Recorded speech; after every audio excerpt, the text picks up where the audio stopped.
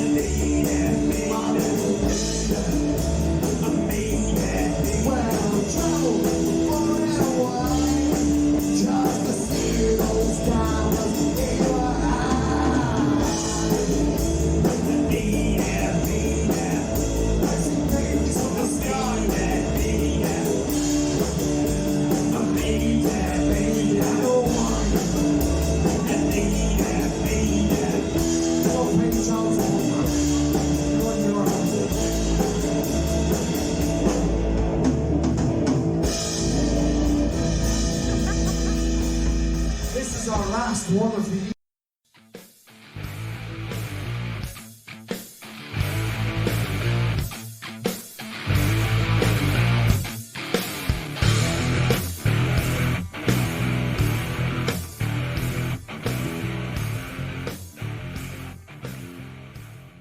Hi guys, Craig here. Welcome to another edition of the podcast, Tell Craig Your Story. Today's episode, we'll be talking to the band Star Maiden Apocalypse. This is the band that I joined early last year. We've done numerous gigs around Shanghai. During the rehearsals of these gigs, I sat down with the band and we talked all things Star Maiden Apocalypse. We talked all things music, and we venture off into other stories along the way. But before we go, please visit our Facebook page. We are also on YouTube now, and we have a link where we're also available on Spotify, Google Podcast, Apple iTunes. So yes, here we go. This is Star Maiden Apocalypse on Tell Craig Your Story podcast. So the band's back together. The band is back together because you left us. The band is back. Last week, Stu quit the band. And we were supposed to play a gig in Hangzhou, and what happened there, boys? Well, I had to grade papers all day, and I was afraid that I actually shouldn't have left. I should have finished grading all the papers, but I have to go in tomorrow morning and finish grading papers. And I was afraid if we played at Hangzhou, I would, A, get very drunk. Yes. And stay there the whole night. Well, that was the plan. And wake up like at noon and not be able to grade my papers. So that was kind of the reason why I bailed on that. Although, thanks for getting the gig. Thank you. Sorry to bail. No, mate, to be fair, I saw the size of the stage and thought, no, thank you. Although, what do you mean? How big was it? It was like tiny. Okay. We would have all just fitted. It would have sucked to go all the way out there. In relation to Stu's thing about probably being there all night, Stu is probably the oldest one out of Craig and I, but he's also the most rock and roll out of Craig and I. Yeah. This is a man who comes in going, dude, I had so many to drink last night and I have such a raging hangover. I swear every time I see him after a night out, he's aged about 10 years in an evening. He's ready to jam, but he's always up for rocking. Apart from when he goes, Josh, could you turn down your amp? It's a bit loud. No, my ears have got fucked living in Shanghai. Something with the weather has really screwed up my ears. Have you tried earplugs? Yep. When he drums, I have to earplug. Oh. Yep. His idea of drumming is hitting as hard as possible. Your idea of drumming is playing along with the band. Yeah.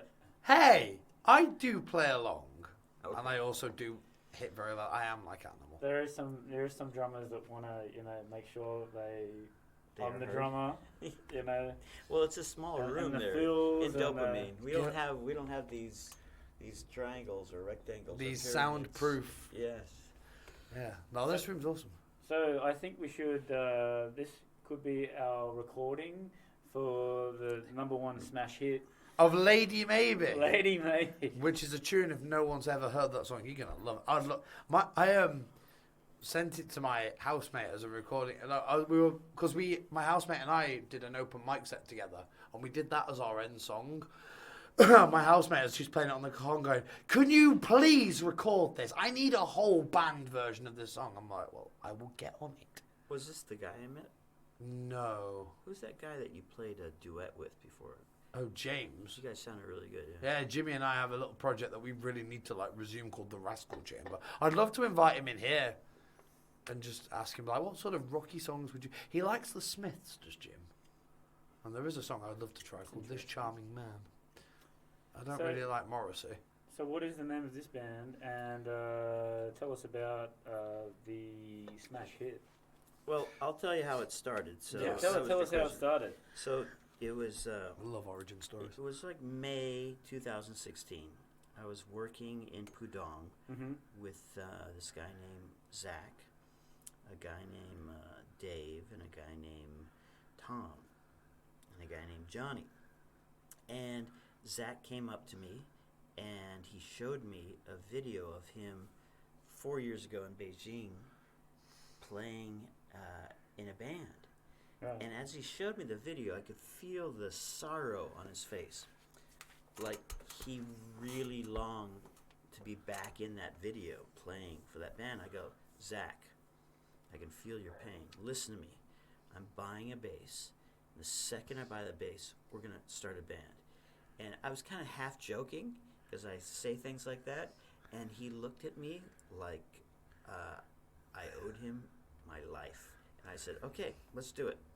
So I bought a bass June 2016. A week later, we started the band. We didn't invite Johnny. Johnny hadn't started then. He hadn't started working then. And then it evolved into eventually you guys joining. But how we got the name was, so it was Johnny, Zach, and I were in a studio like this. I was wearing an Apocalypse Now shirt. Johnny was wearing a Star Wars shirt, and Zach was wearing a Iron Maiden.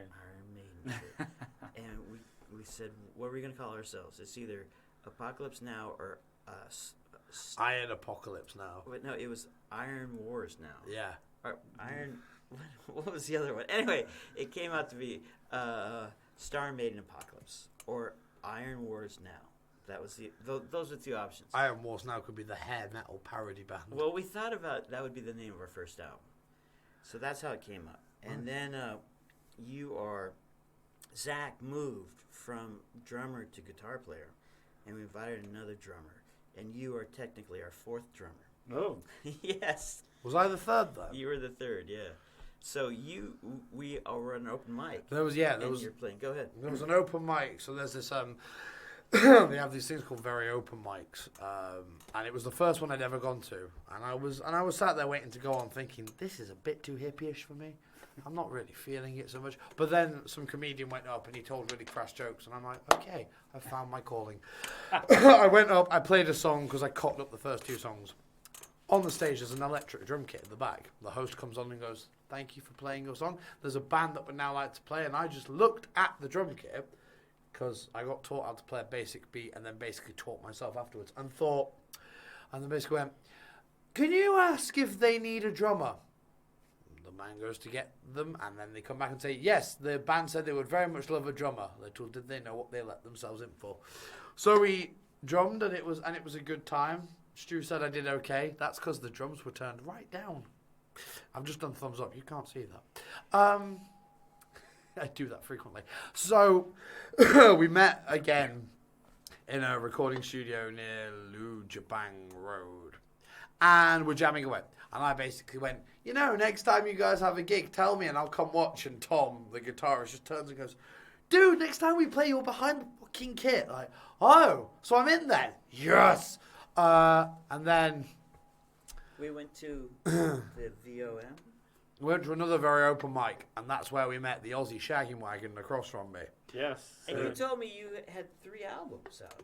Yes. Say what? Yes. I it was the day before I called my boss and said that I am quitting my first company here in China. Me and Josh just said, I'm going to an open mic, and it's like, you're coming with me, and it's like, okay. So I went there. This is Aussie Josh. Kiwi. Aussie Josh. Well, it was a Kiwi. I was staying with him, but anyway, that's when I saw you guys play. Really I liked it because you played Jenny. That song, man. Because I was shit faced by the time. Yeah, I had a few to drink as well, and we all had. But the thing was, my dad still has that on a single vinyl, and that was one of the songs that I used to play religiously when I was a little kid, and it was so cool to hear. I hadn't heard it for years, and I was like, was it the first thing you came up and goes, you guys played Jenny? I love that song. Yeah. I never heard of that song until you've kind of opened my eyes to so many different. Dude, the Stray Cat Tommy Two-Tone was a bit of a one-hit wonder. I don't think he had much. I looked them up. They are, yeah. He didn't have too many hits after that. They didn't even write that song. It's like some didn't they? Random dude. One of the guys from Tommy Two-Tone went to this random dude's house, and he had the song, and they kind of worked on it, and then he allowed him to give it to Tommy Two-Tone, and one-hit wonder, yeah. Mm. But, dude, your musical knowledge is really I do love a good music amazing. chat. Thank you very much. But, so, we met you there at that VOM, and then I had your number or whatever, and it was like 2, 3, 4 months later, I texted you, I said, hey, we need a guitar player. Yeah, I had to go back to Australia to fix my visa, but, I hadn't played in China. That had been my over 2 years I've been in China and not playing. I couldn't because of the traveling that I had, and just couldn't commit to practice and all that. But then I finally worked out that, hey, I'm going back to Australia. I'm gonna sort my visa out, and when I went back, I got a new job, and you messaged me, and I was back, and I was like, You showed up with your left-handed guitar. yeah. And then you It didn't jumped to work. the It drum didn't kit work. somehow. He basically came in. No, he didn't actually. I don't think he had his guitar. He it came in and was wasn't like, working. I like the electric guitar doesn't work, but I'd like to have a go on the drums. And so, I am a guitarist not by trade, but that's my first sort of proper instrument. So I get the guitar and I go, lads, I have to warn you, I'm more of a rhythm guitarist.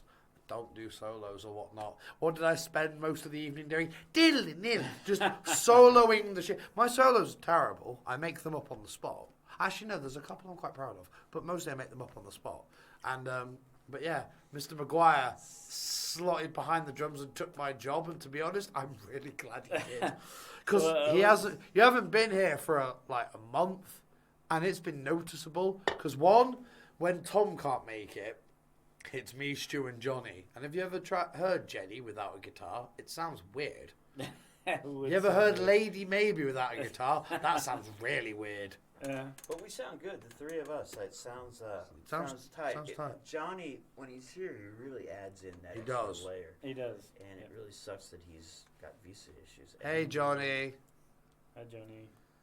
And your ass I remember the night before, I took it pretty serious that whole night before, and Yeah. I was up till 2 a.m. trying to learn the Californication solo and all these Jenny solos I in gave you the all the chorus. songs? Yeah, I was playing. I was trying to remember all. I was like, Callie. this is gonna be a disaster. We're gonna walk in there and they're gonna go, you are shit. And Well, they it's have like- me, so they have very low standards. And you guys were just so easy, and it's like, I'd be more comfortable if I could play the drums. And you said, "What song do you want to play?" Jenny. All right, let's smash that out, and that was as good. Went from there. Yeah. That was good. Now I can't imagine going back behind the kit, because I like being... Dude, you're None so of this. good up front. Thank you You're very like much. a natural frontman. And I think this set we got it's so powerful, dude. And it's so fun to play. It is a lot of fun. And it's all a mix of different It is, yeah. genres, different eras, different sort of styles. So it's good. Everybody's got different styles of likes their music. Like, you're a big fan of Green Day, right? Yeah, they are the band that changed my life for reasons. What was it? Actually, that leads me on to a question. What was the sort of... I don't know if you were going to save this for another one, but since we're here, what was, your respective avenues into music? What was the band that inspired you, or something to actually, physically pick up an instrument? Well, my older brother influenced me. He was 5 years older, and so this is back in the 70s. So the first album I remember him getting was Don McLean, American Pie. Nice. And the guy had his thumb painted with a star on there, and red, white, and blue. And I remember that. And then the next album I remember were CCR. I remember he had were there in a garage, and I listened to that a lot. And we had a pool room, and so we would go shoot pool. And since he was 5 years older, he dominated the record player, right? So anything he played, I'd listen to. So he would listen religiously to Aerosmith. And there's this one album that they had. Some good bands there. And I knew every song in that album. It's got the big 10-inch on it. I can't How remember. come why not playing Aerosmith? We should. I mean, that album, I know practically every song. Toys in the Attic, there it is. And then he had Frampton Comes Alive. So this is 75. Was that Peter So, Frampton? Yeah. He was with Humble Point. And so my brother really influenced my music, because every time I'd go to the playroom, he'd be jamming something on the thing. And then I played saxophone in Wow. when I was Lisa Simpson. Why have you not busted the saxophone? I've got a tenor with me. I just haven't brought it in. I'll play bass if you play sax for a song. What song should we play? I don't know. One with the I'll sax. figure it out. Anyway, Make so one up. So that kind of got me going. That playing saxophone got me going into music, but it was really my brother that started it all. And my dad had a great, really old record collection, 50s, 40s, and so he didn't listen to music much, but he had a bunch of records that I would break into and listen to. What about you guys? You first. Oh, my first sort of recollection of, like, my dad had a bunch of record vinyl, and there was like the Police and Queen and AC/DC and all these Australian bands like Rose Tattoo and the Angels, and so he was a bit of a rocker. But Iron Maiden, Sabbath, Ozzy, and then you'd have Bach and Tchaikovsky and Mozart. Tchaikovsky. That's the one. But yeah, he never played an instrument, but he was into all that sort of stuff. And he took me to AC/DC when I was maybe 15 or 16. Seeing Angus Young get up there for 2 hours and just bang his head and just go crazy, and just that was. I wanted to be Angus Young. I wanted to be So I had the AC/DC shirt. I lived in that shirt, and yeah, he was one of the main guys, and of course Metallica as well. They were a big influence on me as well. You're sort of buddies with Metallica. Yeah, they were my two influences, but I wanted to be a professional baseball player, a pitcher, and I hurt my shoulder. So my dream was to go. How good were you before then? In the Australia, it's not big in Australia, but I was in all the rep teams, and then I did my shoulder, and then I started playing the guitar, and then started forming all my bands, and Music is therapy. away I went, and then I was in 2 or 3 different bands, and Music is therapy. that's how it all happened. Guitar. Do you still get pains in the shoulder on occasions, though? But you just can't. Used to, but like playing cricket, I could still bowl. I could be like a fast bowler. You mind you, because it's like different sort of. But it was a totally different arm action. Yeah. When I would throw in the field, it would hurt. Yeah. But then when I'd bowl, I couldn't feel Yeah. anything. So I played cricket up until I came to China. So Nice. there you go. But I wanted to be a rock star. I wanted to be like play who music, create music, and yeah. So yeah, AC/DC, Metallica for me. Nice. And you? So, it was weird. Growing up, my mum's is still a huge David Bowie fan. So on my mum's side, there's Bowie. But on my dad's side, he's a big Frank Sinatra fan. So it would either, I'm pretty sure I learnt the lyrics to Luck Be a Lady at the age of 3 or something ridiculous. As the years went on, I got into like Robbie Williams and then this band called Busted until 2004 comes along. I'm at a friend of my dad's house. I'm 14 at the time, or I'm just about to turn 14. A music video comes on, and it's got like, everything about this just blew my mind. It was the American flag, but it was all in green, and there were these 3 men playing, and like the way the song sounded, the way the lyrics were sung, the way like all the crazy stuff that was going on in the video, the paint that shot from this American flag, like partway through the song. It was American Idiot by Green Day, and I remember my mouth dropping to the floor and me going, wow, I need more of this. And then they released Boulevard of Broken Dreams a few months later, which is in our set. And I got given the album for Christmas, and I listened to it on a constant loop for a good 2 months. Yeah. So that was it. Everything in terms of like the music I play and whatnot was all Green Day inspired. They inspired me to pick up a bass guitar. That was my first instrument. Billy Joe inspired me to write lyrics, and then also pick up the guitar. I often say to people that I went to the Green Day school of making music, or the Ramones school of. How many chords it got? 4. How long's the song? About 3 minutes.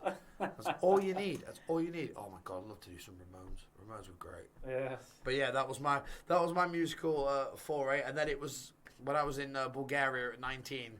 I used to have this Green Day notepad. I still do. And I've seen most of my old songs in that notepad. all of them apart from one are terrible, but it was writing this one particular song which was called "The Future Is Written in Black and White," and I sat back and looked at it and went, "Oh, this is something I actually, could do." And as Stu and everyone else will tell you, I can write songs very quickly. I've had a stint where I've written, I think, like 8 in a day. What were you doing? Where in Bulgaria? What were you doing there? Oh, we were on holiday. Just Where? I think it was Obzor was where I was. I went to Varna once. It's very nice. Oh, that's the city, isn't it? We went there for a day. Yeah. It's by the Black Sea. Yeah. Topless beach. Oh. Didn't go there with my baby cousins at the time. Well, they weren't babies, but they were definitely too young to see tits. What's your favorite Green Day album? Have you got a favorite? I mean, in terms, Top 2, top 3. top 3.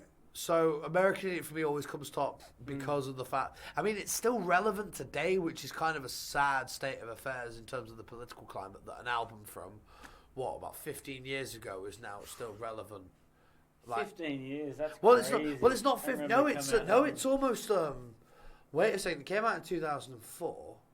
It was its 10th anniversary. No, it is about 15 because it was its 10th anniversary when they were celebrating the 15 years of Dookie. Dookie is now. Well, they came out yesterday, didn't Are those guys still together? Yeah, they're releasing a new album next year. Wow.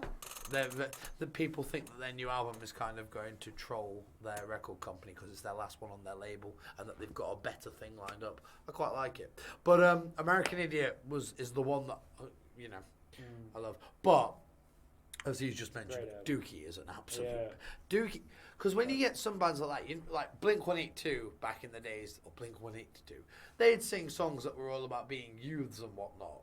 And Green Day at a similar age weren't necessarily singing about being a youngster or anything. They were singing about, feeling depressed and getting high and stuff like that. And, it just sort of hit a chord with a teenage audience or a young adult audience. And that album still holds up today. And that album's 25 years old. Yeah.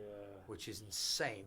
But my top 3, so it goes American Idiot, Dookie, and the last one they released, Revolution Radio. That's interesting. Because it came after...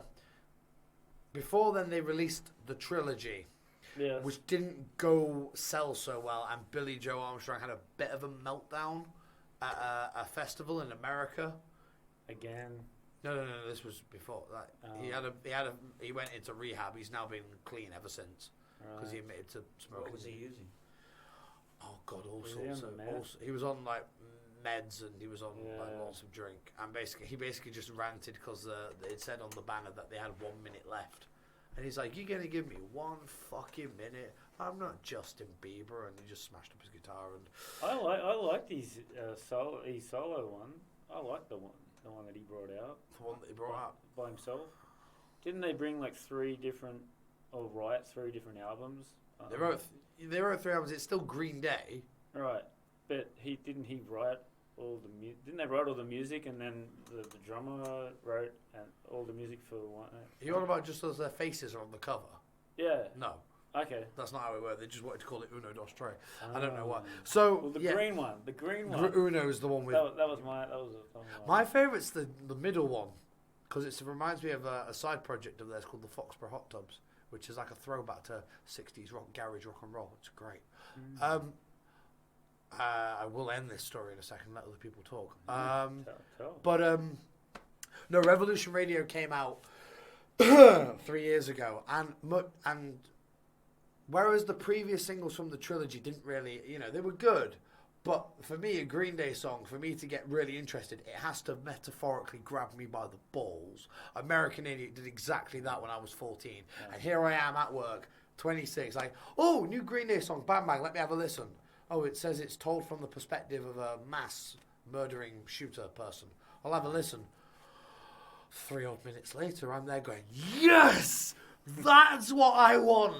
That's what I want. And then when the album came out again, I listened to that non-stop. Powers of streaming, it's wonderful. Yeah. And I think it's some of their best ever work. I'm intrigued by what the new album's going to be because they say it's 26 minutes long, which is the shortest album they've ever done. That's cool. And it's very different, which to most people is like, no, it doesn't sound like Green Day. And then it's like, you're the same people who've been saying, oh, all they ever do is sound the same. Like, Jesus Christ. You know what? That one before American Idiot. Warning. I like Warning. Yeah, you know Warning's what? underrated. They come out for that tour to Australia, and they played at the Sydney University, Nice. which would be less than, I don't know, maybe 1,000 people They in, do in like the, their in the intimate venue. gigs.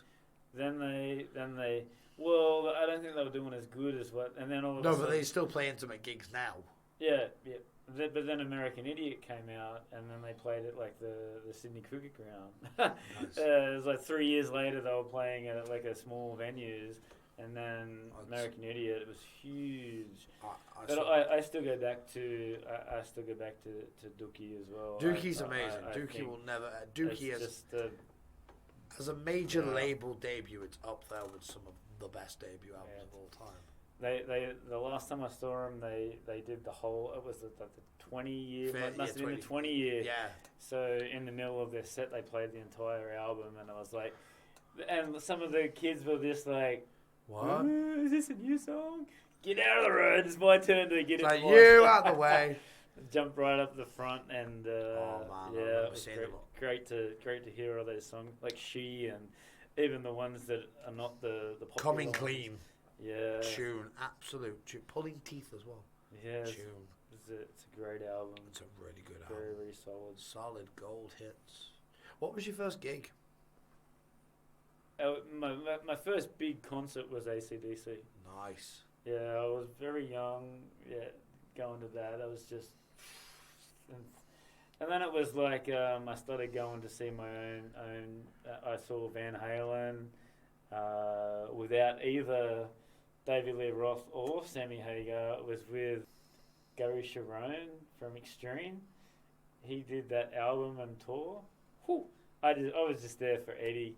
Eddie, just standing in front of Eddie and watching him for 2 hours was, whoa! Bit of a beast. That was just, can't believe you can do that and make those sounds out of the guitar. And He did a lot of bit eruption. he did a lot of guitar work for Michael Jackson, didn't he, Eddie Van Halen? A lot? Beat it. He did like Beat It and He come in and did some session, Yeah. didn't he? He worked on that, but I remember at the time Slash as well, wasn't they they were together, and David Lee Roth said, "You don't think Eddie's gotten paid for that? He just did that riff on Beat Beat It." It, yeah. he? And so he was knocking Michael, saying that Michael didn't pay him for One that. of the biggest albums ever, isn't Yeah. it? What was it? Was it off the wall that Beat It was on? Was it on Thriller? Thriller was a Off the huge. Wall Yeah. was the second one. I Don't think. Stop Till You Get, you know. Well, Thriller came after Off the Wall. So apparently, I was watching this documentary by who's the producer? Of that? Quincy. Yeah, it was God. Quincy He had an Jones. Quincy amazing Jones. life, and he saw something in Michael, and he gave him like 600 songs to listen to Jeez. that other people had written, and Michael cut it down to like 60. Then they cut it down to 20, and then they made Thriller. He was the king of pop. And did you ever watch the This Is It documentary? The film, the behind the scenes. It was a behind the scenes film prior to him rehearsing for the gigs for the 50 shows at the O2, which he never did because he passed away before then. The world missed out on a really good show. Yeah. It was insane. It looked insane. Where were you when he passed away? I was at college. We were doing a music festival, and the night before, and at the end of the first evening, we were all hearing about the fact that Michael Jackson was, at death's door. Now, I wasn't a big Jackson fan at the time. Growing up, all the things I'd heard about him were weird. Yeah. The child abuse cases and things like that. And he just struck me as a really weird dude. But then, he passed away, and I have a friend who swears by Michael Jackson like he is the greatest thing since sliced bread. So hanging with her, and shout out to my friend Emma, and just listening to odd songs here and there, and I thought, actually, he was bloody good. Regardless of what you think of the person, The music. all the legal action, you can't deny the music. You can't. You really can't. He's a pop genius. He is the reason MTV was a thing. When I heard he died, I thought it was a joke. First of all, because he was what 50 something. Yeah, he was pretty 50. young. He was 50. Well, there was all rumours that he'd had a massive heart attack or something like that, but they said that he was okay. But like everybody was like at the hospital and outside of his ranch, and there was just, oh, he's okay, he's doing okay, he's had a heart attack, but he's okay. And then it's like, oh no, news had got out that he's passed away. They couldn't confirm it, but I don't think anybody could actually officially confirm that he had passed away. And I was getting ready for work. I was living in Sydney at the time. What did 2009, right? Yeah. Yeah. I remember that. It's been 10 years. People were talking about it, and then I started thinking after they confirmed that he died that my entire life he was famous. Like, I mean, he was in the Jackson 5 when he was like 5 years old, and so when I was watching TV, he was on TV when I was a little kid. But that's the thing. He was still. I don't know if he just finished his legal case, but that went on for years. He was still fighting the legal. What was the legal? What? Oh, I think it was another one of the guys, like one of the boys. He also they all started coming out of the woodwork trying to get money out of him. So.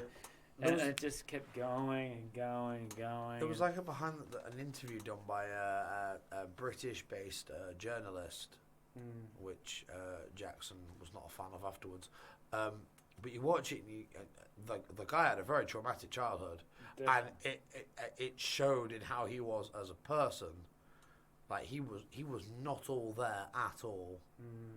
Like he was just so withdrawn and distant. He was and so it just goes to show that you can have all the fame in the world. Yeah, that's doesn't make right. you happy. Robin Williams is a fine example of that. What didn't help my perception of Michael Jackson growing up was the plastic surgery. I thought when I first saw him as a kid, he looked weird. Was it because he had a skin condition though, or was it because of the fact that some what did he say? He wanted to be like Diana Ross or something. He wanted to. I think they say that once you start doing it, you get kind of addicted to it. And I think that's what happened. Well, they said that when they did the autopsy, they said he was totally bald. He'd been wearing like a wig for so many years. Yeah. When they were doing the resuscitation, they broke his chest. It was all bruised. Jesus. They were doing it that hard that they broke a rib in his. Was this while he was at death's door? And he was weighing like 45 kilos or something like that. That's nothing. Ridiculously thin.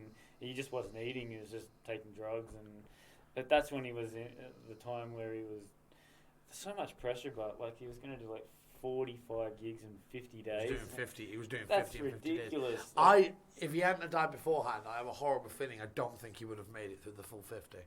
No, 45 and 50 days, like not even like kids half his age would be able to do that. 45 and 50, that's crazy talk. I'd try and like stop. His performances, like he's got costume changes and he's dancing all the way through it. Moving a lot, yeah. Yeah, and he was taking pills apparently for sleeping and whatnot. It's just insane. See, there you go. We could just keep talking for ages. We could, and this is going to be a reoccurring thing, hopefully. Part one of many episodes. Best. But yeah, we've got our next gig, YYT, hopefully Monday, a week today. Monday. Hopefully. Get down there. It's going to be big.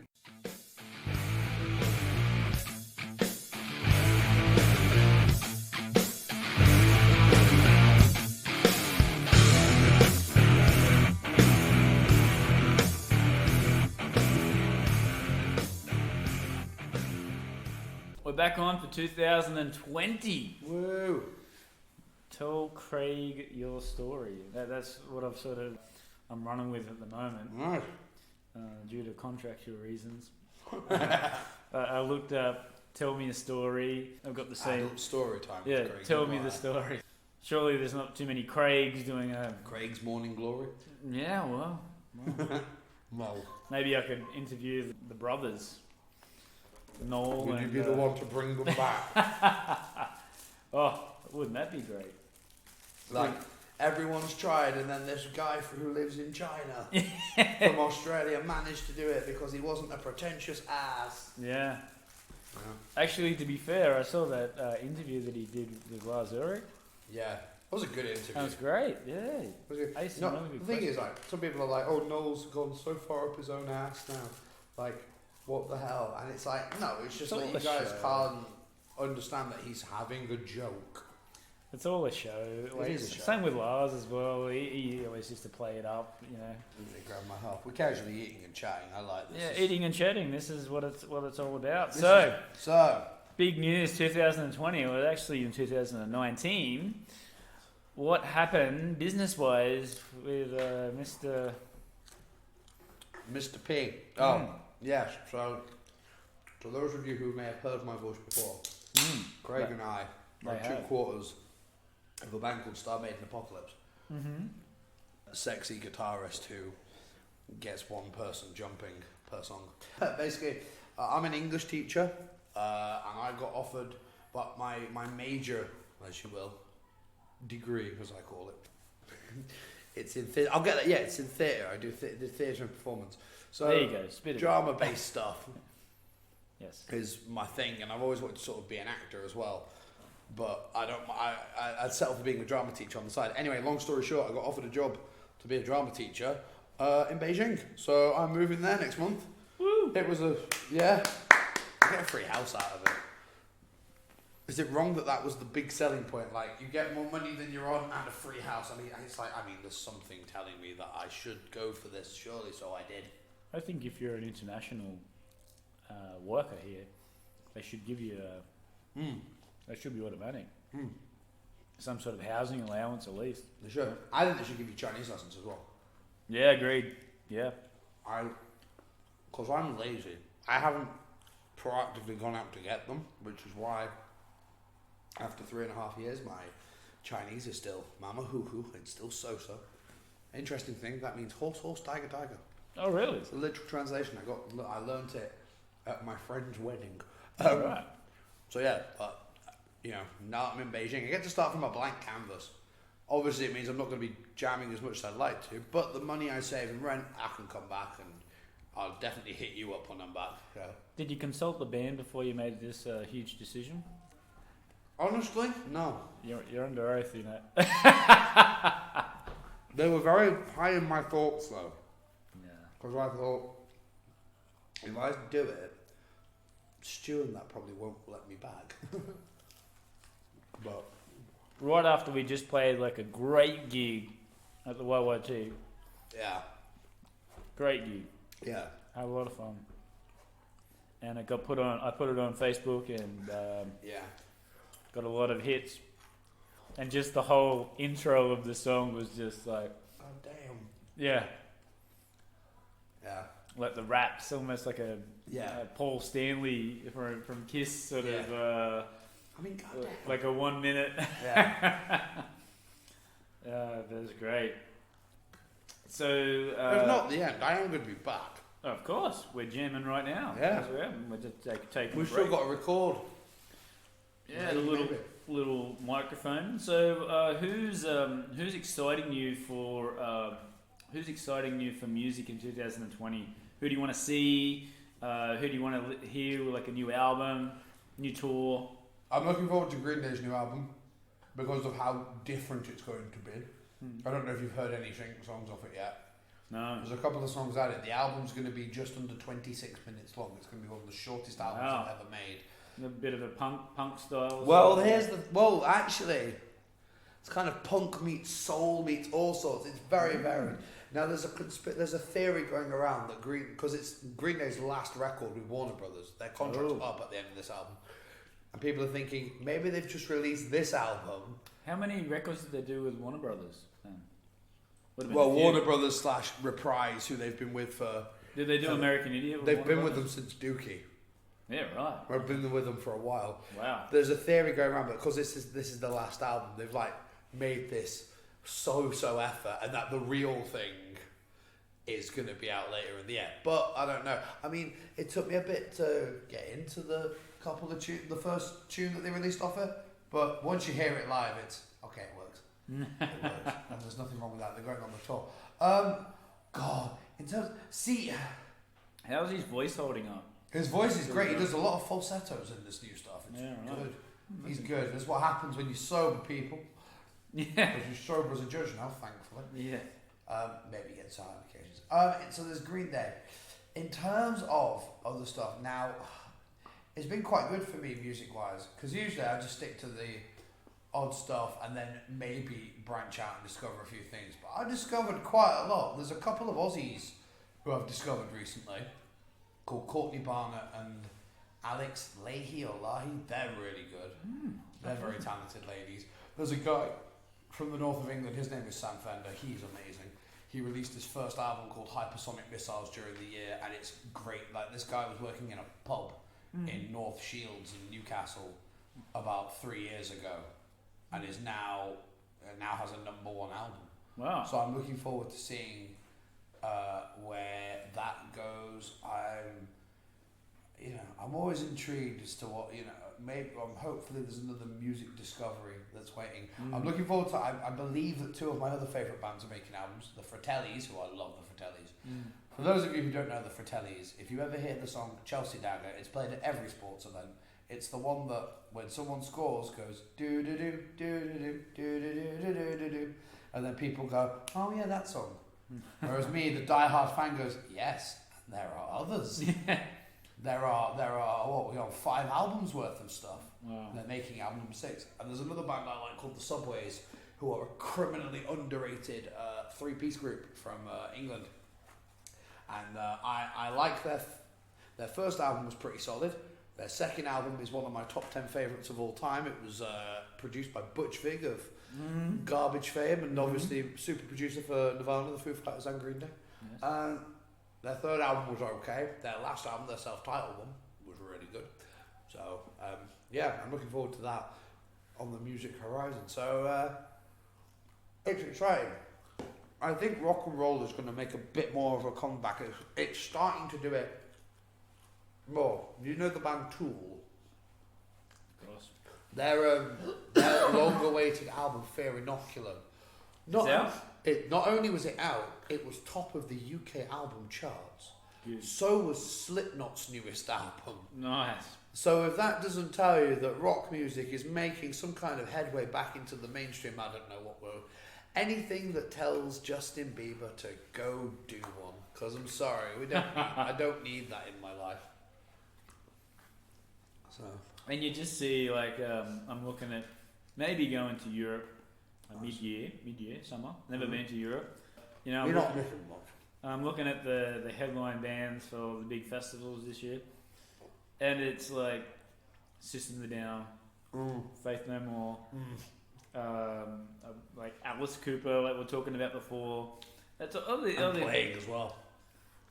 Yeah, so I'm thinking of going to. I need to see System of a Down one more time before they finally hang up the boots. If you're going to go to Europe, the one festival you should try and go to, because I want to go to it, is Rock am Ring.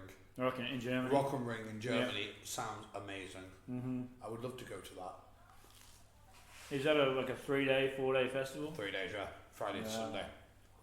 It's huge. Have you ever been to one of these 3-day festivals and I went camp?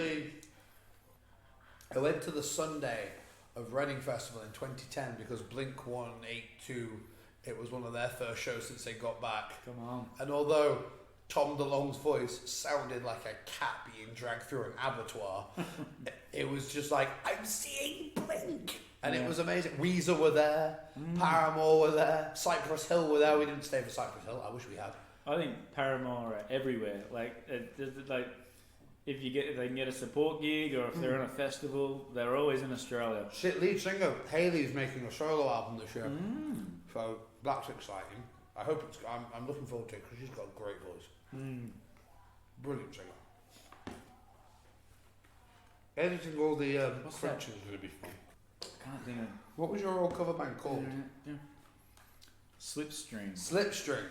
Stream. Slipstream. Which I'm pretty sure is a posh way of saying wank.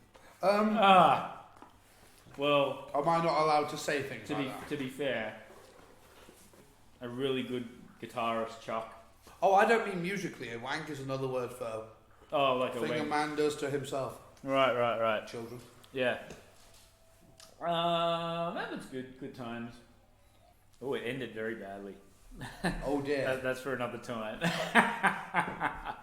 The band sort of like divided and Are we talking Pink Floyd levels of badly?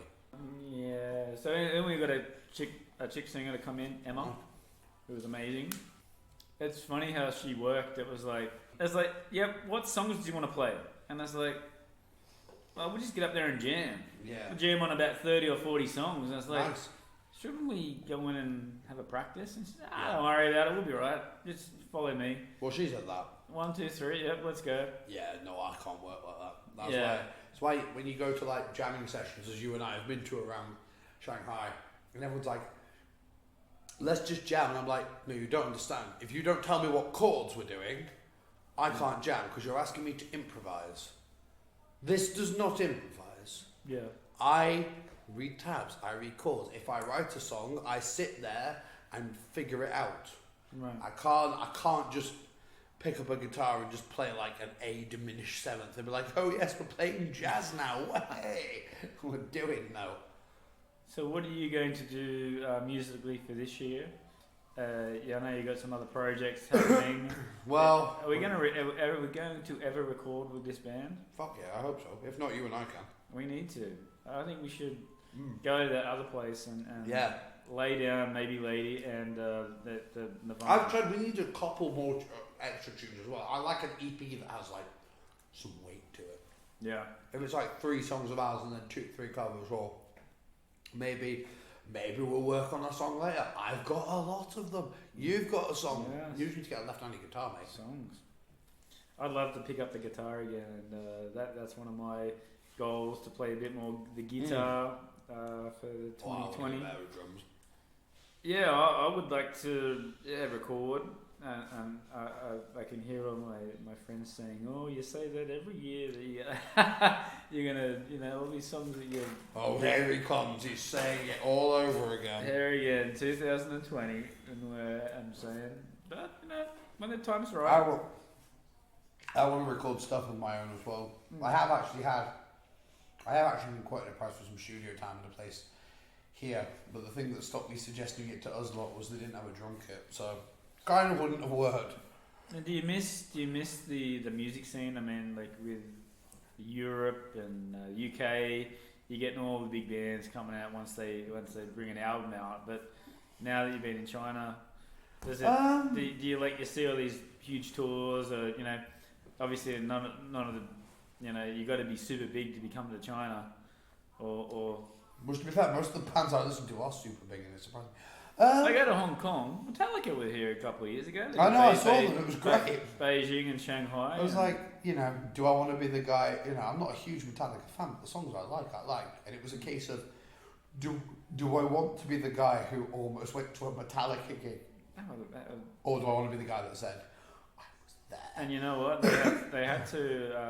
I don't know if I already told you, but they had to give every single song to the government. Yeah, censorship here's a bitch. Not a fan. And then they weren't allowed to play, I don't know if One and Master of Puppets. And what? They weren't allowed to play. That explains why Master of Puppets wasn't played. Because I was there thinking, why have they not played Master? That was the drug reference. They weren't allowed to play Master of Puppets, and One because it was a war reference. Landmine, taking my sight, taking my speech. Yeah, but arms and legs. It's not nothing. I always thought it'd be something directly to do with. Come on. It's like 2 of their biggest songs. Actually, One, I would say that's still my. One is my a favourite. tune. I love One. Yeah, especially live. It's just because Robert's backing vocals on that are amazing. That's my favourite Metallica song. I'll get back to your original question. My favourite Metallica song is probably Fuel. They would have done that because. I don't think they did. Yeah, I'm fairly sure they did. I saw the set. I had a ticket for Shanghai and couldn't get back. I was getting a work Could have with. met so much sooner. And you know what? My friends who I was meeting with from Australia, they did the. They went up to Beijing and did the wall, and it was like snowing, and I was like, "Oh, look at the pictures! It's amazing." They walked around the corner, and Metallica were taking photos on the wall, Nice. and so they got to meet them, and like they had this one photo of all their friends, and there's this old guy with grey beard and a beanie, and it's like, who is that? It's freaking Lars Ulrich. Yeah. He's at the end. He's just at the end of there, just like and I was like, son of a bitch. So yeah, you got to be in the right place. We got to get the right place at the right time, I guess. But going back to your early question of music scenes and whatnot, kind of. Like, well, certainly when I was back home and I had some mutual friends who were into particular bands that I was into, and we'd get tickets and go watch. I do miss that to a point, because and you find that when certain bands come over in China, you're spending a lot more than you would. Hell yeah. It's still worth it. It doesn't distract from the experience, I don't think, because I saw Feeder and the Fratellis within like 3 weeks of each other. Fratellis, who I've already mentioned, Feeder were a band that I quite liked growing up. They're one of those bands where they had certain singles that defined your youth, as it were. And they were super expensive. Yeah. Too. Well, I got the VIP ones for Feeder, so they were a bit pricey, but I got to meet them afterwards. Oh, nice. They were more interested in why I was living here than I was like, no, but I want to ask them about, music and, inspiration. They're like, what do you do? I'm an English teacher. Doesn't matter. Just tell me yours. We tell it to everyone. But come on, I didn't pay 700 kwai. But tell me. let's go back a step and go. Why did you decide to come to China? That's the big question I asked everybody. Why did I decide to come to China? It's a good question. There's a long story and a short story.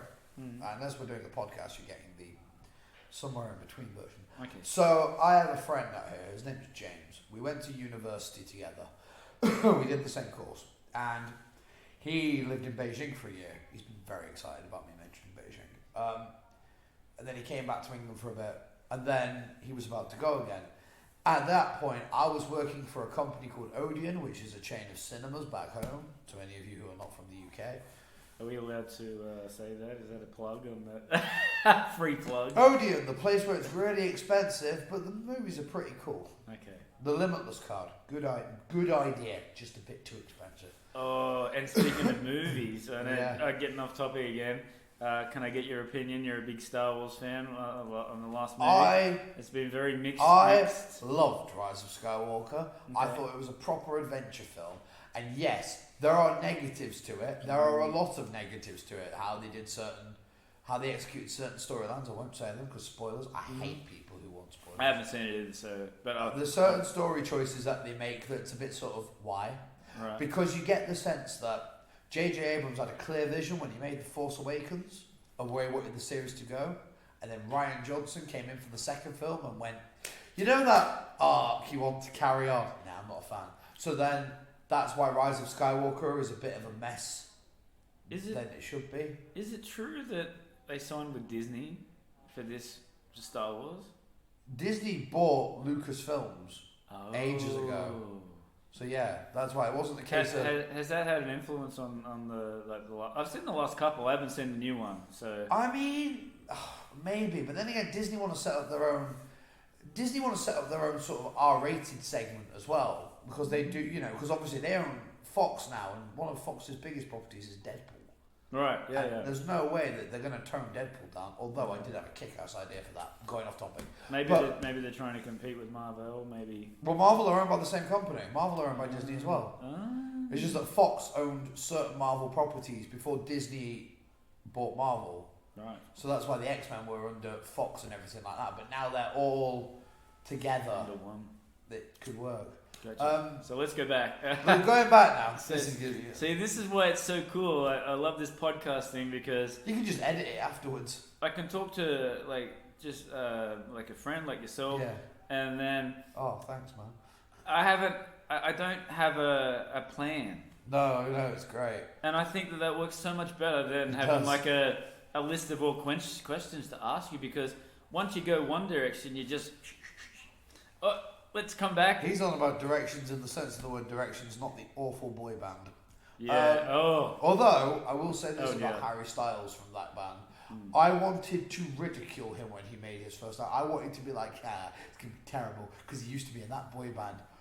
that record of his first one, was on a loop for me for 2 weeks because it was so good. And the songs I've heard, I haven't listened to his new one in full, but from what I've heard, again, I'm a fan because it proves the point that just because they're in a boy band, they're marketed and modelled in a certain way. There is a target audience of preteens. No offence to anyone who listens to this, but yeah, or if you have like preteen daughters and whatnot, doesn't matter. Just send your hate tweets and emails to Joshua. Send them to joshpembo101 at yahoo.com, and guess what? I do reply. See that on Facebook groups, don't you? This person typically replies within a few hours, mate. If anyone wants to send me abuse, you'll get it back in a few minutes. Okay. No, I'm a lovely man, really, I am. I'm extremely sweet. So let's get back to the China thing. Yeah. We're going off several times. It's wonderful. So, friend James was due to come back out to Shanghai. I was working for a cinema. He lives in the north of England near a place where my dad lives. So I was going to visit my dad, and I was invited to go to James's house for a couple of evenings. And we were chilling, shooting the shit, and it was great. And I just decided to ask him, how hard is it to do a TEFL course? Because you've done it, you've been out here and whatnot. He explained everything to me and sort of planted the seed, and he was like, it'd be great if you could do it, and then you could come out here and experience it yourself, and it'd be something different. And when you think something sounds too good to be true?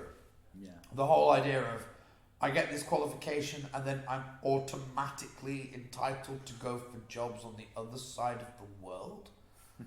What's the catch? There was no catch. I bought my TEFL course the week I got back from my dad's. I started it in the April, finished it in the August. I'd just done a gig at a pub the night before when I found out I'd passed. Oh. I'd just been playing like a little acoustic thing. I got paid for it even though it was meh, because no one was interested. I'm not interested in you, but I like my guitar. No groupies there or anything? No. No, I had a few friends of mine that were there. Yeah. But I wake up the next morning, it's a lazy morning. My nephew's around as well with my mum. And I'm just there lying in bed thinking, I'm going to check the website. I've handed in my last assignment. The assignments were really easy. I handed in my last assignment. I'll check it. Maybe there's a mark. I get it, and the first thing that greets me is, congratulations, you are now a qualified TEFL teacher. Craig, I have never shot out of bed so quickly in my life, and never will again. Unless my favourite football team get promoted this year. Leeds United is my team. No, it's more met with boo. You're a is that a Viduka? Yeah, it was. That's why I like Australia, because you had Kuhl and Viduka, and they were. Yeah, Kuhl and Viduka. Yeah, that was their first. Why we saw Harry Kuhl? We sold him for £7 million when he was in the wow. When he was worth at that time a good 20. If he'd have been playing now, in his prime, in the modern market, he'd be a £60 million player easily. The dude was insane. Yeah. I actually supported Australia at the 2006 World Cup. I bought an Aussie football shirt and everything. Wow. And I had an Australian flag. I've still got the Aussie flag. Yeah. I was just in So what happened when they got transferred? What happened then? You got reburned or something, or? Huh? No, because they'd been transferred way before I bought the shirt. Oh, right. 2006 World Cup, Viduka and Kuhl had long gone. Where did Viduka go to? I know Kuhl went to Viduka Liverpool. left Leeds for Middlesbrough after we got relegated. Because Did they give him top dollar or what? Middlesbrough? Yeah, surely not. Yeah. Oh yeah. No, did they? Yeah, Viduka was one of the best strikers in the Premier League. This was a man who scored 4 against Liverpool in one game. He was a top striker. He was on the big books. He was a huge player when he went to Viduka. He went to Middlesbrough. When Viduka went to Viduka, when he went to Middlesbrough, and he was on a pretty fair whack at Newcastle before they got relegated. The Duke was his nickname. Doesn't sound like he's doing a good job. A couple of teams paying top dollar and they get relegated. Well, the thing, with Newcastle, it's down to bad ownership, and the problem with us is it was the same thing. We had a chairman who was pouring a ton of money into the club with the expectation that we were going to finish in the top 4 and get Champions League, which when you get to the promised land of the top 4 and you go on this massive run to like the semi-finals like we did in 2001, you get to that point, there's money there, which means you need that to repeat that in order to break even or make a profit. The next 2 seasons, we did not qualify for the Champions League. We were in the competition below. And that's when it all started to unravel. So like 2000, 2001, we had this young attacking side of players like Rio Ferdinand in centre defence, and Ian Hart, Gary Kelly, you had Harry Kewell, Ollie Dacko, Alan Smith. It's a glorious team. It was a team that, given a few more seasons under the same manager, I think we would have been up there in terms of competing for the Premier League. But those 2 seasons of not being in the Premier European competition crippled us, and we suddenly found ourselves having to sell our best players for a lot of money, but not being financially able to sign quality recruits. Right. And that's it. But touch wood, we're in the Championship. We're currently top of the Championship at the moment. We might end our 16-odd year departure. We've not been in the Premier League since 2004. Wow. And we've been relegated again since. It's a hard life being a Leeds fan, it really is. So we're going again off topic again, but I'm interested. With Leeds, who are their new stars now in the team? The biggest star is our coach. His name is Marcelo Bielsa. Oh, he is known as El Loco. He's a man who's not won many trophies, but he's known for a very high pressing style of play, which demands absolute dedication and fitness levels like you wouldn't believe. And he's just been brilliant. When he came last season, and he brought in some players, but he mostly kept with the squad that the season before had finished 13th. Under him last season, we were 1 game away from the playoff final, which is one of the richest competitions in world football. If you win the we were beaten by Derby. That's a whole story in itself. Wow. Oh, Spygate. But the playoff final in England is the richest competition on earth. For a team, if a team wins that, they get promoted to the Premier League and £90 million, maybe more. No, it's more. It's like 100 and something. It's a lot of money. It's the richest game in football. So will you get Kewell out of retirement if they get? Oh no, he's moved into getting sacked from every management job known to man. No. Is he managing? Oh yeah, he's a manager now. Oh yeah, he's been managing some not great teams. A couple of years ago, he come back to Australia and played in the Australian comp. Yeah. And he was never there. No, he probably wasn't because he didn't buy a house or anything. He just had his family in a hotel. Yeah. And he played maybe half a season, half of the games. He was always injured or they're resting him, and it's he couldn't play in one of the World Cups because he had gout. Yeah, right. That's such a World War I thing to have. But our Australian team now. It's not great, and that's a shame because you've got some really good players. Got a lot of young. There's a lot of young kids coming up, but I was watching some A-League stuff today. Actually, I quite like. Oh yeah. A-League. Yeah, I was watching some highlights. So mine's the Jets. Newcastle Jets. Yeah, one of those. I was watching one of those games. You used to have Emil Heskey. Yes. It was a big thing when Heskey joined because they had Heskey Cam. Ah, right. It was the one league that made Emil Heskey look like a god because he wasn't. Oh, we relied on that guy so much. I think he was a bit past his prime. Bit past his prime. Oh yeah, but that's why they go. Those players like that go to Australia. It's like when they go to the MLS. Go for a holiday. Yeah. Or they come to China. So. But even still, they get good money to go out there. And but they played in the summer as well. It's super hot. Yeah. They're playing in Newcastle, in the summer. Yeah. Newcastle in Australia, not Newcastle in England, which is significantly colder. Yeah. And then you got to play up in Brisbane.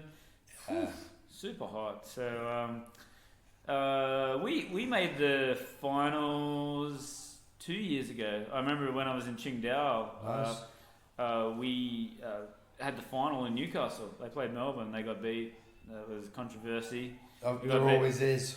The first 4 minutes, we let a goal in. And we got beat. We got beat 1-0. Because is it? I don't know if the system's kind of similar to what it is in America, where if you're top of the league, you've won something, but then from your position to another is the playoffs, and you win the Shield or something like that. I don't know. They have the minor league. but like if you won the most games, and then they'll have like a grand final. Yeah. And then the top 3 teams go into the Asian Cup. Yeah, the Champions League. Yeah. So they I will. won that on a football game. Once. I know that Sydney last year. Yeah. Sydney and Melbourne come to Shanghai. Yeah. They were in the in their competition. I don't know how they went, but I would have liked to seen Sydney play. I want to watch some. That's one of the things I want to do when I go to Beijing. I want to watch more games. I would like to get. If I can get a house that's near I've seen the Shanghai team twice. I've seen one of the Shanghai teams. I saw Shenhua. The red team or the blue team? Blue team. Blue team. I've seen the red team twice. I've never seen them. I'd like to. To Brazil. Yeah, Oscar and Hulk. Yeah. Yeah. Hulk's put on probably 10, 15 kilos, but It's full of rice, man. he's still like a. He scored 2 goals. He something out of nothing. He beat 3 or 4 players in top left-hand corner. It's just amateur stuff to him. It just is. Yeah, he's above it. He's above. And it's such a shame because they spend a shitload of money. Sorry, but they do. They play a shitload of money for all these guys that have past their prime. It's good, but Oscar wasn't. Oscar was like 22, 23 when he came out here.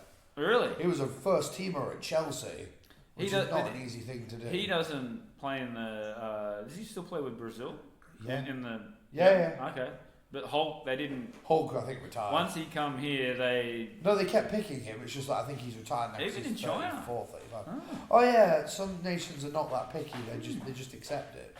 But the 2 games that I've seen, Hulk was just dominant. Oh yeah, Both he's a games. beast. Yeah. He is a beast. And We should go. Isn't it the competition now? No, it finished it just finished. The season ended recently, but it'll be back on soon. Probably in like March. I mean, is there any like Asian Cup qualifying? Oh no, we'd be halfway through our season. Asian Champions League. I don't know. There might still be some stuff next year. It'll be early next year. Probably. Sorry, this year. Yeah. I'll do a bit of digging because we should definitely go. I'd like to go and watch another Shanghai game before I. And the last time I was in Beijing, I didn't even know that Shanghai were playing Beijing. Yeah. And Beijing Guan. So the bar, Paddy's Bar, Yeah. if you're ever in Beijing, right next to the soccer stadium. Oh, well, the Workers' Stadium. Yeah. Sweet. Yeah. Right. I know where I'm And then the backpackers. Yeah. One of the best backpackers in Beijing that I've been to. It's just around the corner. So it just had everything there. I want to live there. Yeah. I'll ask. I get a saying to where I live and I don't have to share with anyone. And the World Cup. Were you here for the World Cup? 2018. Yeah. I just got back from England, having been stuck doing visa stuff for 6 months. Yeah. An Englishman. Tell me about your team. You look at it on paper. I've always wanted to ask an English person. Yeah. You look at it on paper. Yeah. And it's like, how the hell are these guys even getting close to getting beat? And I can only think of one thing, is that they all play as individuals. They don't play as a team. The attitude during the golden generation with the likes of Beckham, Lampard, and Gerrard, it was like that because Rio Ferdinand once said that during England international games, it was at a time when like Manchester United, Liverpool, Chelsea, Arsenal, like those main players in those teams, they were Steven Gerrard. I like Stevie G. Gerrard. But they were all in these teams that were fighting for titles, so they were battling each other week in, week out. So being in the international lineup, it's like, I don't want to say anything about club stuff, because I don't want him to feed it back. So there was animosity and there was tension in there. Southgate has got them playing in a, has got rid of the egotistical dynamic out of it, and it is more of a team. But the thing is, World Cup qualifiers or Euro qualifiers is never a good thing to judge us on, the qualifiers, because we always get the easiest group. Yeah. The World Cup, though, it was great being an England fan for the fact that we got to the semi-finals, but we had the easiest run known to man. Put it into context. We won. We just about won our first. Almost as easy first. as Russia. Oh my God! Come on. No, Russia's was not easy at all. Russia's route to get to the semi-finals. No, it was the first quarter. They played Saudi Arabia. No, I mean like to qualify to get to the. No. Ours was easy. We had Tunisia, we had Panama. Oh, gee. The only hard team we had was Belgium, but this is the thing: Belgium are up there in terms of they are like god tier in world football now. The Belgians, and it was a case of yes, we won Panama and Tunisia, but the moment we came up against a really good team, we lost. Yeah. So we go through we sort of figured out that if we finished runners up in the group, we'd have a slightly easier trip in the next one. We beat Colombia on penalties, which is unheard of because we suck at penalties. We beat Sweden because Sweden are not what they once were because they don't have Zlatan. And then we get to the semis and it's all great, but we come up against Croatia, and Croatia again, for a small nation, they've got some incredible football. Yes, of course. Yeah. So, all right, we take the lead. Kieran Trippier, wonderful free kick. I got given such stick back home because I put a statement on the night before. I was going to watch it, but I fell asleep because I was tired. Because the plan was I'd fall asleep for a bit, wake up for the game, go back to sleep. Right. Forgot to set an alarm. So when I woke up, it was 7 in the morning, and the game's ended. But they were starting like one started at about 11. Yeah, the other one started at like 2 or 3. The games were at weird times. Yeah, it was weird. Trying to cater for the European. Oh god, yeah, completely. Sorry, before I forget. Yeah. How cool was that the US wasn't in the World Cup? So cool. That's so cool. So funny. The fact that the team that beat Italy them to get that. Italy. Oh. Italy. There's a guy who's my HR guy at work. Who else? I put a thing up going like, I think it was something like the World Cup's happening this summer. Starts today, or if you're in Italian, it's just Thursday, or something like that. My HR guy was not a fan, but that was funny. Yeah, Some Italy, US. Who else? There's a couple of big ones that didn't. Holland. Yeah, Holland. Yeah, right. Yeah, there was. You get that though in any big nation. You know, they ride this, success for X amount of years, and then there's just some sort of strategical error. Like Spain are not what they once were. But that's the thing. I think there's phases. I think there might be too many Asian countries in that, like all the stans.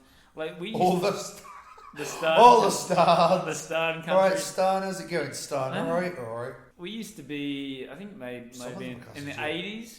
We used to be in the South American group, and we used to get pumped. Didn't you? What? When World Cup? Yeah, so we went in the World Cup and then all of a sudden they restructured it. You were robbed at the 2006 World Cup. You were robbed. Oh, that was not a penalty in the slightest. I still remember that. I watched it. Yeah. I was with my Aussie shirt. I was gutted. Imagine if you'd taken Italy's path, we could have been talking about Australia world champion. Wow. But to be fair, they got one of the guys sent off very early. Yeah. And we had a penalty and missed it. No, we got it. Yeah. 1-1 to make it 1-1. Yeah. But come on, 80 odd minutes. Yeah. To not be able to score a goal against down a player. Yeah.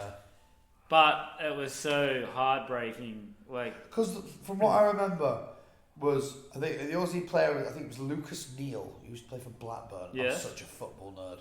Lucas Neal was a beast. It wasn't even close. And he slips on the ground. He hasn't even challenged with it. He just slipped. And the Italian players decided to fall over it. As they do. Because the bloody Italians. Yes. Wankers. But, that was heartbreaking. So, but that put soccer and football back on the map for Australia. It did. Because... Mark Viduka. Yeah, Duca Kuhl. John Aloisi. And Tim Cahill. Yeah. Mark Brescian. And he just retired. Cahill. Yeah, he was playing in China as well. Yeah, he's playing Shanghai. Yeah, he's playing with the blue team. Yeah, so Australia. But we say the blue team. Like, what's that team called? Don't know. They just wear blue. The blue team. Okay, yeah, that works. But the Australian team, they the last couple of years they got put in the Asian. Yeah. So, because you look at the Asian side of it, and you've got Japan, South Korea, China. No, they're not that good, but still. China, Japan and South Korea are the strongest two. It's a significant step up from the Solomon Islands. Yeah. Or what was it? Was it American Samoa? But we played the first sort of rounds, and we're playing like the Philippines and No, like but Thailand and all that. And but when you were in the Oceanic one, I think to this day Australia still holds the record for the biggest ever win in a. It was, ladies and gentlemen, Australia 31, American Samoa 0. And that's probably been very, very polite to those guys as well. It probably was. We played one of their 31-0. We played one of those Stan countries, and they didn't even have green grass. They had to paint the grass green. Probably Afghanistan. To put it. So anyway, I think it's great. I was glad. I was happy you got to the World Cup, but the thing is, last year when you were doing the playoffs to get to the recent World Cup, you were up against Syria. Because I really wanted Syria to go through. Because we had what to beat, a story that would have been. What did we had to beat Thailand, and then Japan had to beat Saudi Arabia. Yeah. For Australia to get the wild card spot, and we beat Thailand, and then Japan just had to win. Yeah. Or even draw, we would have made it. They put on a B team once they lost. And they got beat by Saudi Arabia. Yeah. Saudi Arabia got the first game was against Russia. Yeah. So it would have been Australia versus Russia in the first round. Aren't you glad it wasn't? Because let's face it, they got digged. But who did we get? We got France. You did get France. It was France in the first round. You gave them a game though. You know what? We should have. We played pretty damn good. We got beat 2-1.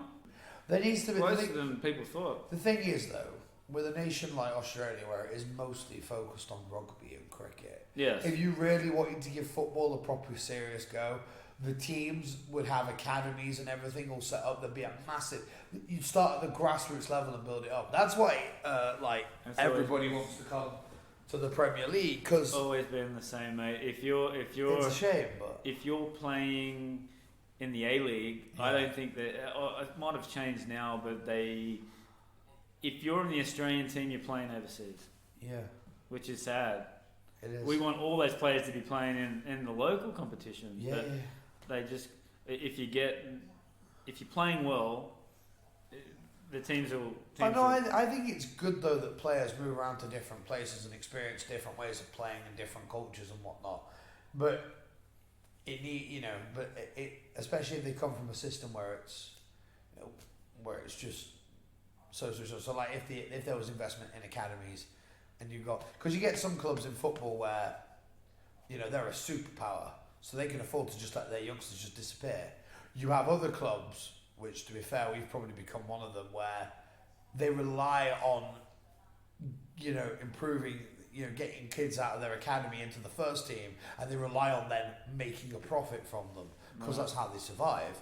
That's why you hear all these stories of young prodigies from League 2 and whatnot, who've gone on into a Premier League academy and then have spent the next 10 years being loaned out. Well, I love the whole thing, the FA Cup. Yes. Where Liverpool could play a 4th or 5th division, you get 500 people in the grandstand. Yeah. And it's such a huge thing for them. They got this multi-million-dollar. It's huge because, especially if you're a club that in the FA Cup, if you get a home tie against a big Premier League side, you hold them to a draw. How did these go this year, by the way? We are playing tomorrow. We are playing against Arsenal tomorrow. Ooh. It is a bit. Arsenal stick on a C team, but to be honest, if we don't win, I don't care because I want promotion. They got nothing to lose. We got nothing to lose, but I want promotion. If Do we you get don't money? Get money from getting to that certain. You get money from every round, right? But for us, it's not as life changing as it used to be. But I'm saying, if you're a club say Rochdale are a team in the north of England. They're in League, I believe it's League 1 or League 2. It's one of them. They're not in our division. They had Newcastle United. They drew 1-1 with them on Saturday. So they were at home. So they not only have they made money, a lot more money that would keep them financially sound for a bit longer. They've got themselves a really, really decent home tie to go to St James's Park, which is a 52,000 seat stadium. How are Liverpool going, by the way? That's my team, by the way. I don't know. Oh, you're Liverpool. What are you on about in general, or are you on about? No. Well, my grandfather is a very diehard. No, I mean, like, are you on about how they're doing in general, like in all? The of FA Cup. Really follow it. Mate, you are in the and- league. In and the if I- league, you are 10 points ahead of everybody else, and if you I do thought not so. win the Premier League, Yeah. I will be very surprised. Yeah. I What think about this the is- FA Cup and like the Champions League and? Champions League, or you're into the round of 16. I don't know who you've got in the round of 16. I don't know if you've played in the FA Cup yet, or you might be playing today. Okay. Oh, you're playing. I know you're playing Everton. I think it's today. Everton. Okay. Don't know. Yeah, so Merseyside derby. Okay. So yeah, and to be fair, I mean Klopp will take it as seriously as possible, but not at the expense of like big first teamers like Firmino and Salah being injured. That's just not how he does things. If you win the Champions League and the Premier League this season, even then, if you just win the Premier League, that's what it is. For Liverpool, like they've usually been pretty solid in cup competitions, but they've never won the Premier League in the Premier League era. They've won 18 Division 1 titles before it became the Premier League, but that's been it since. And then the odd like Champions League here and there. But with this Klopp team, with Jurgen Klopp, Yes. and like the methods he's got instilled into this guy, the fact that the Didn't majority, you resign recently? yeah, he did.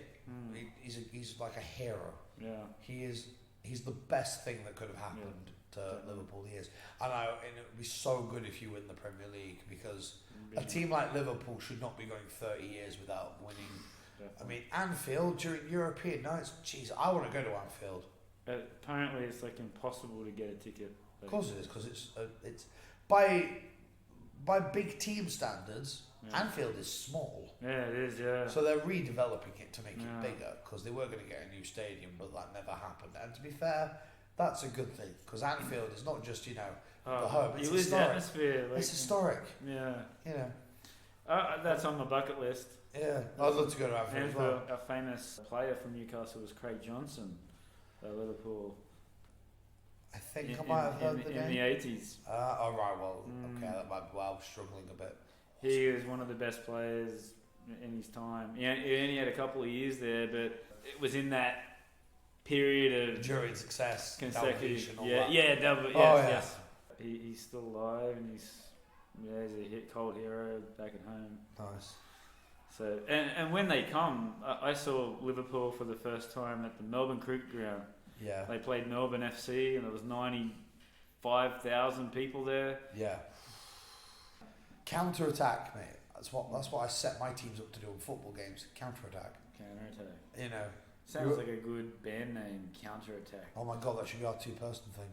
Yeah, counter. We are counter attack.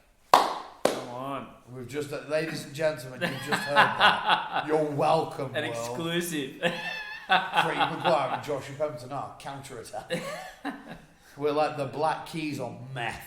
Here it 10 years later, and I was like, wow, you heard it live, you know. Yeah, you heard it live. How did you get the band name? You know? Well, we're on about football. All right, let's switch. You were talking about coming to China. I was. Did you finish that off? No.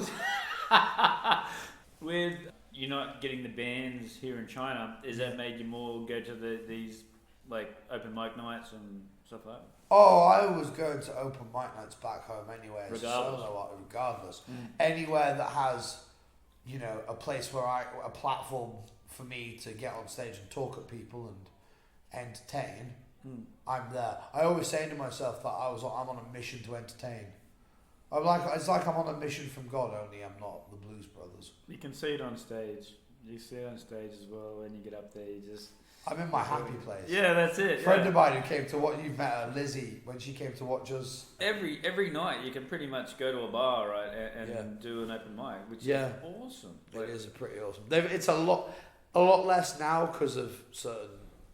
And have you seen bands that you've liked? Are these, is there any particular artists or in the Shanghai scene? Funny enough, there was this English keyboard player, an American bassist, and some English guitarists who needed a drummer one evening. I was quite a fan of them because they let me join afterwards. What was their band name? Well, I believe they were called Iron Wars Now or something like that. Star Maiden Apocalypse? I don't know. There's Seems many to different me. stories. But, Aren't they playing tomorrow night at the OIT? yeah, Ah. funny enough, there's a guy who looks just like you will be there. Yeah, he's a good-looking guy. He is. He's a shaggy wagon Yeah. from what I've heard. God damn. Ow! But are there any bands from these things? I've liked the solo ones. Yeah. Like the girl that we both like a lot on WeChat. Yamran. Yeah. Oh, I've jammed with her several times because we used to do jamming sessions on a Wednesday evening. Oh my God, she's gorgeous. Yes. She's beautiful. She's sings really well. So we played with her at the my place. That was our first, and I had the box thing, and then she came on after, and I was like, whew. Yeah, she's. Oh very man, beautiful. we'd spent many an hour in a room at C's Bar with other people as part of the Wednesday Benders jamming session. Right. It's where I taught myself to play drums. Right. And then we just. And we had had about that. Tell us a story about the.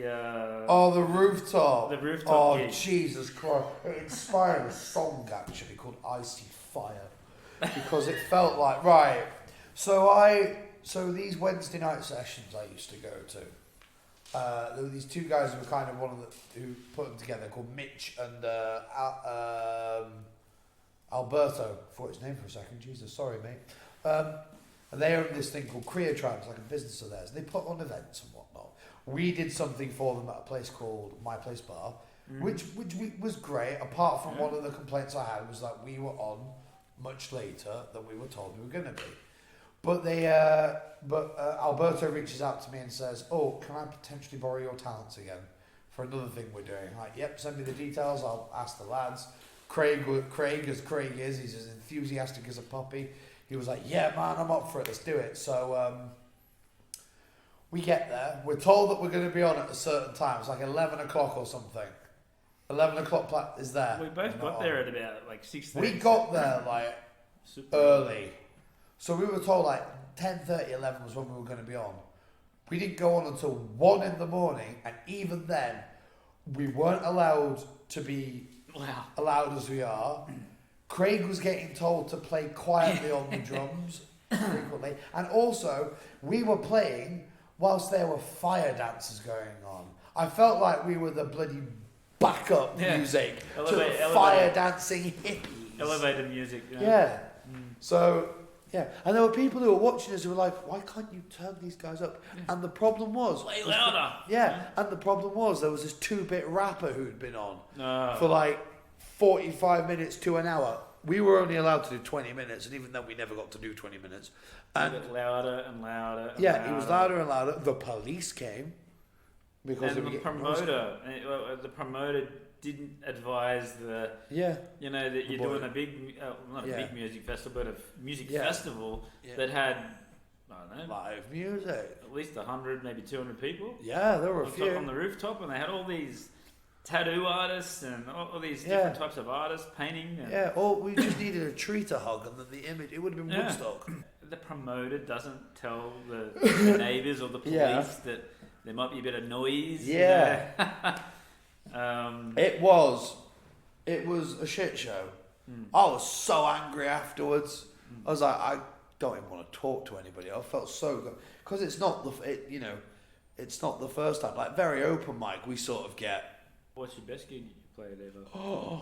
Oh, that's a really good question because there's been a few. Or solo, or that doesn't matter. Whatever. The YYT ones I've done with you lot have been really. The one that you, again, no offense to the other members of our band, but the one that you and I did. That was fun. That was one of the best. The White Stripes Part 2. There was an open mic I did for Very Open Mic where I was just there in my Captain America vest just jamming some things. And then there were people who'd remembered me from the week before and were shouting out, "Wife with a knife! Do the song Wife with a Knife!" Because I was like, to one of the hosts of the thing, like, the people have spoken.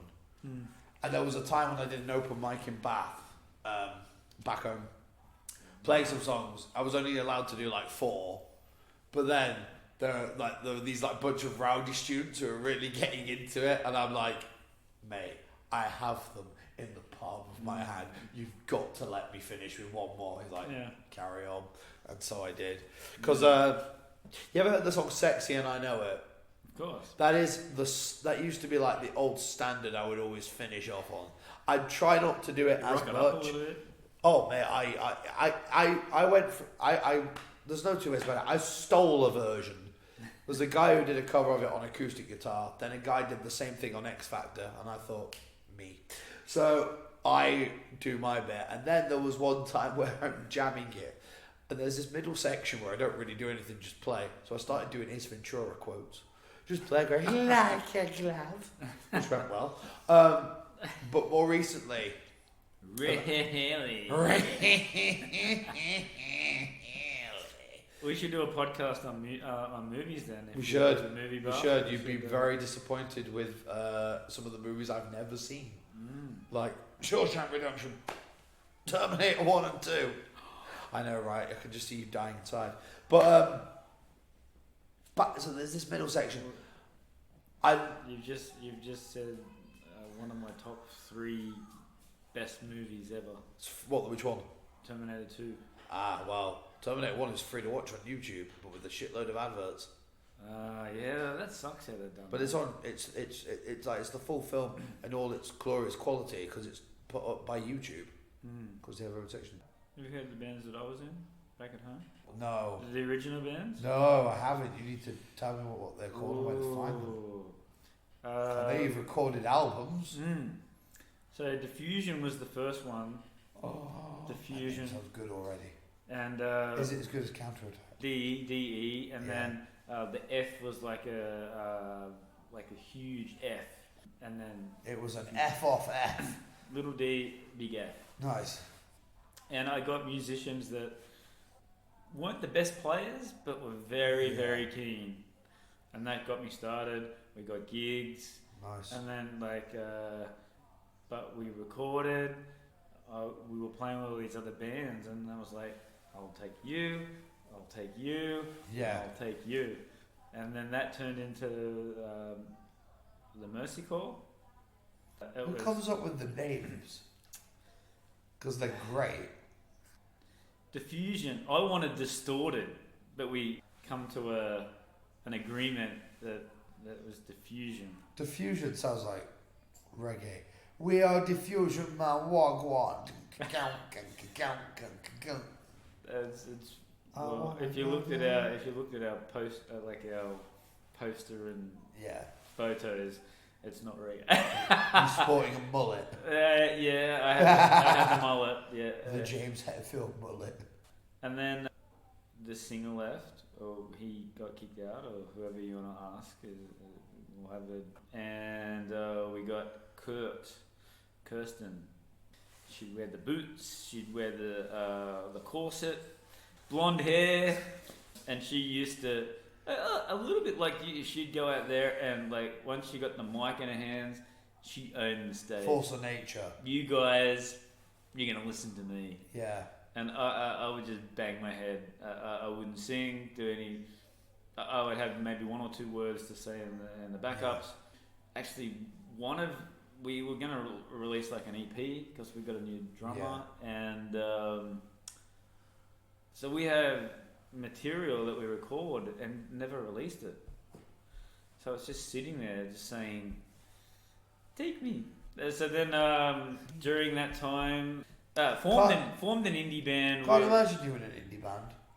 It was so different because like Mercy Call was like the full-on chick singer, all attitude, like an Alice in Chains sort of. I just formed the Hurricane Chippers. The Hurricane what? Chippers. That's an interesting name. Yes, and then it was just all covers, and now I'm here. Now you're here. Whoa. We're about to go make some very loud music in a second, and then we're gonna. Do you know the song? What's the song? Marching on together, we're gonna see you with We are so proud. There's an Australian band called Body Jar who actually have rocked that song out. Body Jar, yeah, right. Signing off. Signing off. Tell Zai Craig, GM, people. tell Craig your story.